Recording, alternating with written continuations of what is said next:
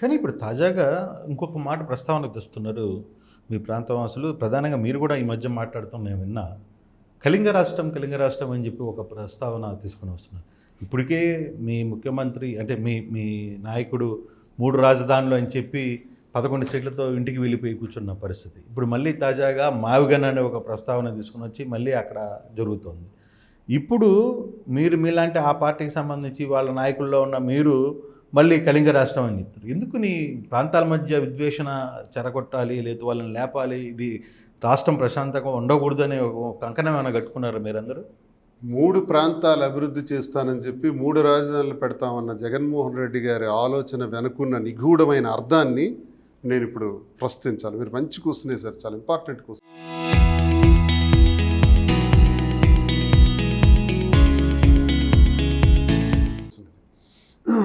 ఈ రాష్ట్ర విభజనలో ముఖ్యంగా నష్టపోతున్నది మా శ్రీకాకుళం జిల్లా ఉత్తరాంధ్ర ప్రాంతం. ఉదాహరణకి మద్రాస్ ప్రెసిడెన్సీలో ఉండేటప్పుడు మద్రాసు నుంచి బెరహంపూర్ ఛత్రపూర్ వరకు ఇది ఒక రాష్ట్రం. ఆ రాష్ట్రం భాషా ప్రయుక్త రాష్ట్రాల కింద విడిపోయినప్పుడు కర్నూలు నియోజకవర్గం, కర్నూలు క్యాపిటల్ అయింది. మేము మద్రాసు వెళ్ళాం మూటాముల్లి సర్దుకుంటూ మా పనుల మీద, అవసరాల మీద, కష్టాల మీద. అలాగే కర్నూలు వెళ్ళాం. హైదరాబాదు కర్నూలు కాదు, ఇప్పుడు హైదరాబాద్ అంటే హైదరాబాదు వెళ్ళాం. అరేరే హైదరాబాద్ కూడా విడిపోయింది రాష్ట్రం నుంచి, తెలంగాణ నుంచి, మరి ఆంధ్రప్రదేశ్ సపరేట్ అయింది. ఇప్పుడు అమరావతి అంటే అమరావతి కూడా వెళ్తున్నాం. ఎంత అమాయక బ్రతుకులండి మావి, ఎంత హీనక్రియను అనిపిస్తుంది. మీరందరూ ఏమనుకుంటున్నారో కృష్ణా, గుంటూరు, ప్రకాశం ఇటువైపు వరకు మీరు, లేకపోతే రాయలసీమ ఏమనుకుంటున్నారో, మా బాధ అంతా వేరే, మా ఉత్తరాంధ్ర బాధ అంతా వేరే. మేము ఎవడికి ఊడికం చేయాలి? ఈ రాష్ట్రంలో ఇప్పుడు విడిపోయిన ఈ రాష్ట్రంలో ఉన్నటువంటి ఒక మెగాసిటీ విశాఖపట్నం. మా ఉత్తరాంధ్ర శ్రమ, మా ఉత్తరాంధ్ర నిధులు, మా ఉత్తరాంధ్ర ప్రాంతంలో ఉండేటటువంటి నిధులను కూడా డైవర్ట్ చేసి మరో రాజధానిని మీరు అభివృద్ధి చేస్తే తప్పకుండా రెండో రాష్ట్రం కోసం పోరాటం స్టార్ట్ అవుతుంది, డౌట్ ఏం లేదు. అందుకే నేను అన్నది ఏంటంటే జగన్మోహన్ రెడ్డి గారు ప్రాంతాల వారీగా అభివృద్ధి చేయడానికి ఆలోచన చేయాల్సిన అవసరం అందుకే వచ్చిందంటాను.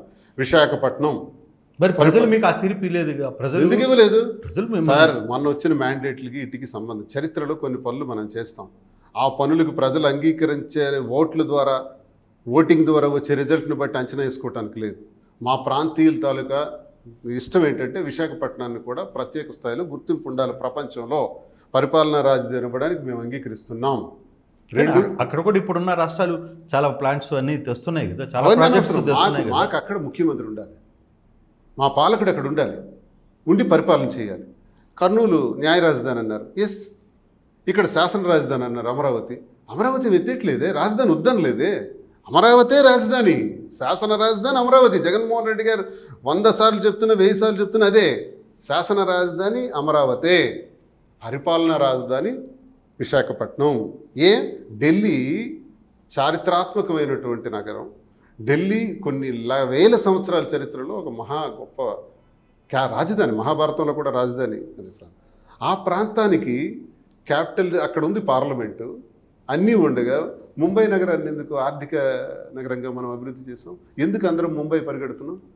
మరి ముంబైకి కూడా ప్రాధాన్యత ఇచ్చారు కదా దేశ స్థాయిలో. మరి ఎందుకు విశాఖపట్నానికి ఇవ్వకూడదు? ఈ రాష్ట్రంలో విశాఖపట్నానికి కూడా ప్రాధాన్యత లేనప్పుడు మేము ప్రత్యేక రాష్ట్రం గురించి పోరాడతాం. మా ప్రత్యేక రాష్ట్రం ఎందుకంటే మా ప్రాంతం కళింగ ప్రాంతం ఒరిస్సాలో మహానది నుంచి రాజమండ్రిలో గోదావరి నది వరకు విస్తరించి ఉన్నట్టు కళింగ ప్రాంతం.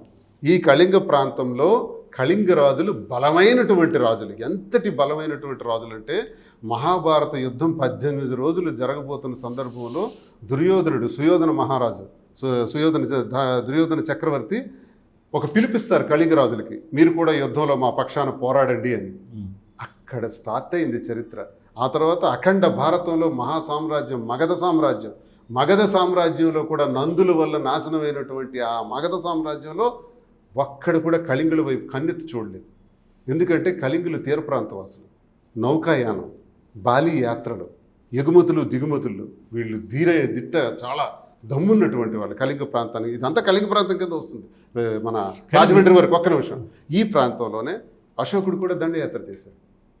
మౌర్య సామ్రాజ్యం వచ్చింది, మగధ సామ్రాజ్యాన్ని అంతమందించి మౌర్య సామ్రాజ్యం వచ్చిన తర్వాత కూడా మరి చంద్రగుప్త మౌర్యుడి దగ్గర నుంచి ఎవ్వరూ మా వైపు కన్నెత్తి చూడలేరు.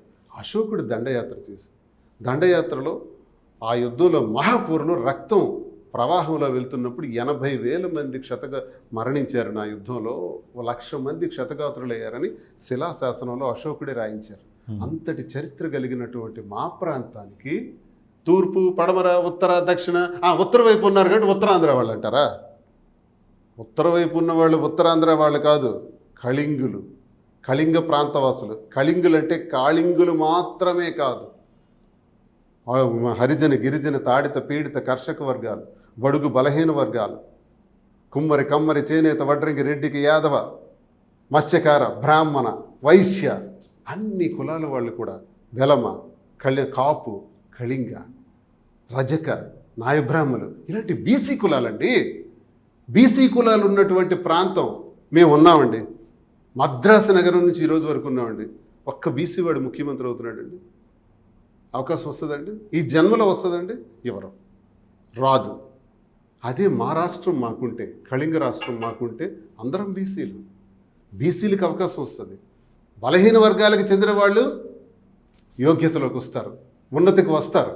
ఎందుకు మా కోరిక జరగకూడదు, అమలు జరగకూడదు? అందుకే నేను దీనిపైన ఇప్పుడు వెళ్తున్నాను.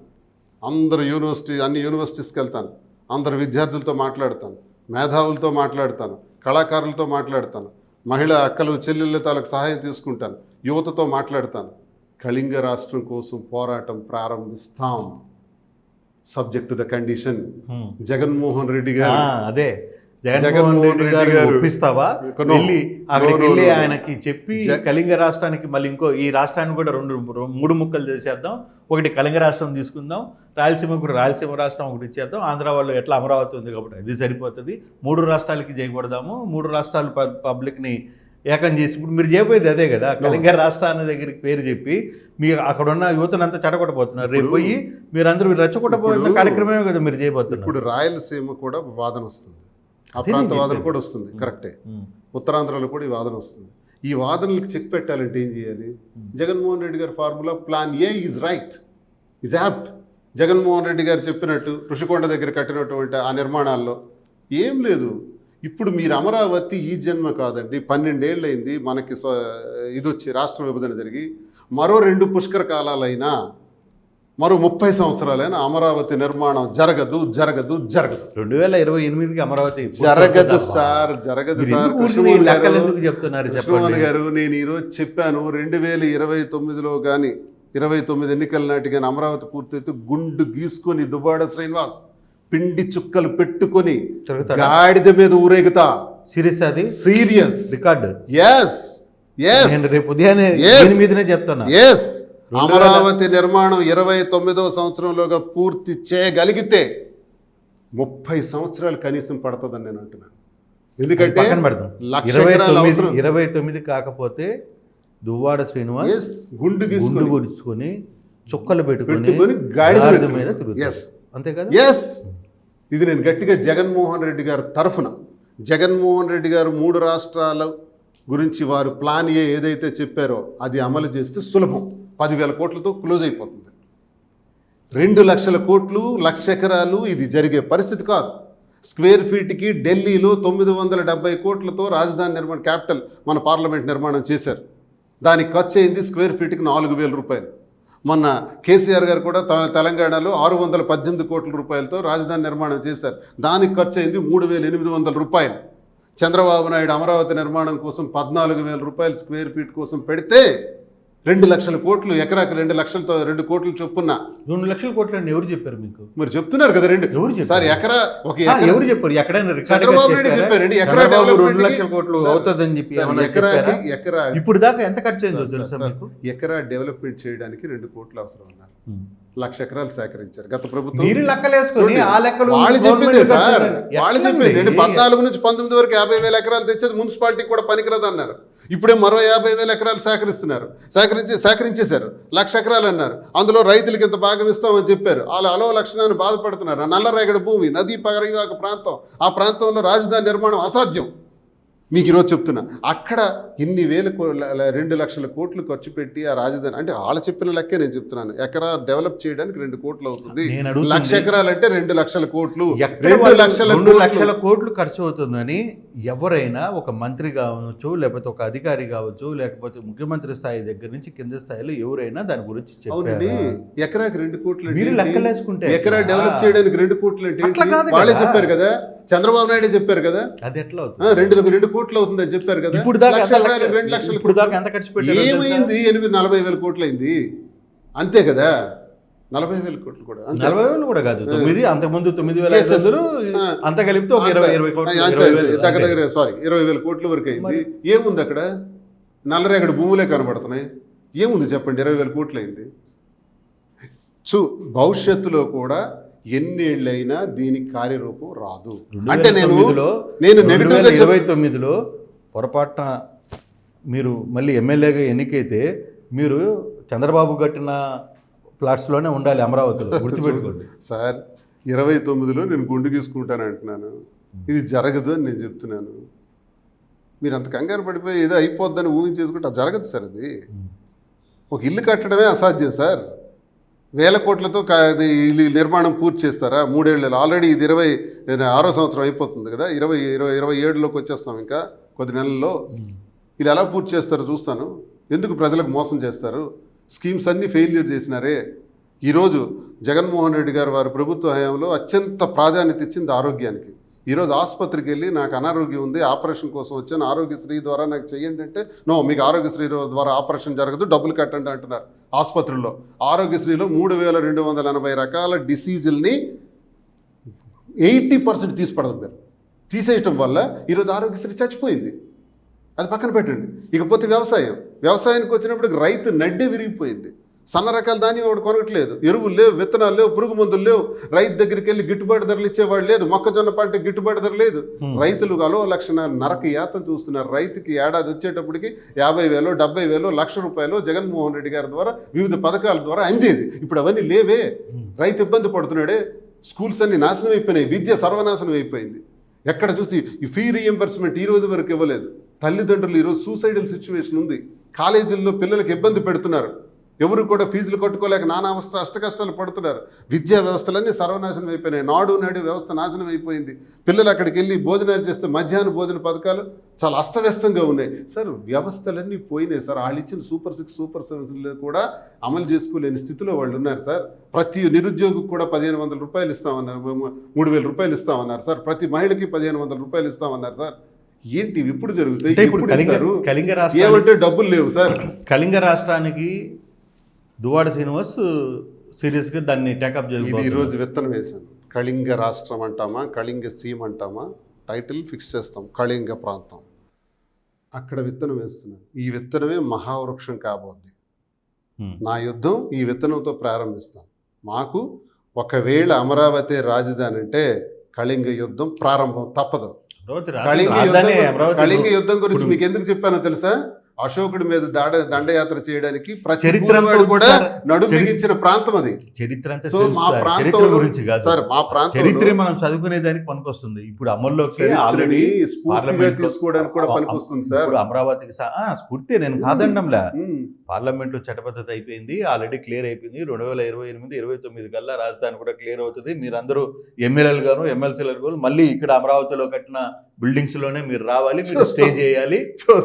అప్పుడు కూడా మీరు ఆ రోజు నిజంగానే మీరు 29లో కానీ అమరావతి పూర్తి అయితే గుండు కొట్టించుకుని కృష్ణమోహన్ దగ్గరికి వస్తాను. అదే నేను చెప్తున్నాను కదా, గాడిద రెడీ చేయండి. సరే, ఈ అంబేద్కర్ విగ్రహం ఎదురుగా ఈ ఆఫీస్ ఎదురుగుండానే అట్లే తిరుగుతా. వాళ్ళు కడితే నేను సవాల్ చేస్తున్నా, కట్టలేరు. కాదది మరో 2 పుష్కర కాలాలైనా కాదు. ఎందుకు అంటే గొంతమ్మ కోర్కెలు వాళ్ళు వేస్తున్న ఎస్టిమేషన్స్ ద్వారానే అది పూర్తి కాదండి అని అంటున్నాను. ఆ లెక్కలు కరెక్ట్ కాదంటున్నాను. ఎందుకండి 20,000 కోట్లని మీరు చెప్తున్నారు కదా సార్, ఇప్పటికి శాంక్షన్ అయిందని. అంత అవసరమా? 900 కోట్లతో కేంద్ర ప్రభుత్వం కట్టేసింది కదా పార్లమెంట్ ఢిల్లీలో. 4,000 కోట్ల స్క్వేర్ ఫీట్కి 618 కోట్లతో ఆయన కట్టేసినారు కదా కేసీఆర్ గారు తెలంగాణలో. వీళ్ళకి ఎందుకు 20,000 కోట్లు? 20,000 కోట్లకి ఇంకా నల్లరేగడి భూమే కనపడుతుంది. ఇంకా మీరు 29 కల్లా అమరావతి అయిపోతుంది అంటున్నారు. ఏ లెక్కల్లో చెప్తున్నారు సార్? జరగదు. మరొక ఈ రెండు పుష్కర కాలాలైనా జరగదు సార్. అందుకే మేము అంటున్నాం 3 ప్రాంతాలు అభివృద్ధి చేయండి. విశాఖపట్నానికి పరిపాలనా కేంద్రం కింద జగన్మోహన్ రెడ్డి గారు పెట్టారు, ఆల్రెడీ ఆఫీసులు కట్టేశారు. ఆయన ఏం సొంతానికి కట్టుకోలేదు, మన కోసం కట్టారు, మీకోసం, నా కోసం, ప్రజల కోసం కట్టారు. అక్కడ వెళ్ళి కూర్చోండి, ప్రారంభించండి, బ్రహ్మాండం, మేము ఒప్పుకుంటాం, ఏ ప్రాబ్లం లేదు. అప్పుడు ఏ కళింగ ప్రాంతం రాదు, వాదన రాదు. మా ప్రాంతంలో మాకు ఉంది పరిపాలనా రాజధాని, మాకు ముఖ్యమంత్రి వచ్చి కూర్చుంటున్నారు, చాలు. అప్పుడు ప్రాంతీయ భావమే రాదు.